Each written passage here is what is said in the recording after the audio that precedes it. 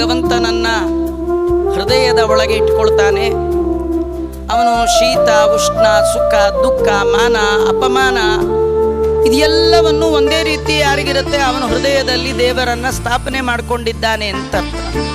ನಿಮಗೆ ಭಾಗವತದಲ್ಲಿ ಜಡಭರತರ ಕಥೆ ಬರುತ್ತೆ. ಅವರು ಭಗವಂತನನ್ನ ಹೃದಯದಲ್ಲಿ ಧಾರಣೆ ಮಾಡಿದ್ರು. ಹಾಗಾಗಿ ಅವರಿಗೆ ಮಾನ ಅಪಮಾನ ಶೀತ ಉಷ್ಣ ಯಾವುದೂ ಇಲ್ಲ.